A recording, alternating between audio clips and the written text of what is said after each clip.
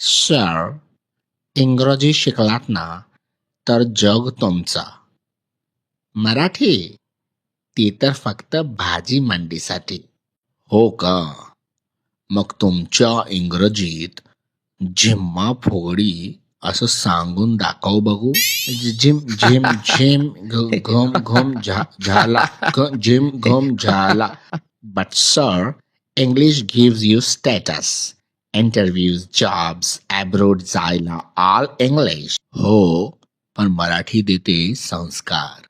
आणि हो, शिवाजी महाराजांचा इतिहास शिकायला इंग्रजी लागतं का हो? No sir, but English is global international language and Marathi is emotional and universal language. आई, माती, माय हे सगळं मराठीतच गोड वाटतं हो सर. हो सर, पण इंग्रजी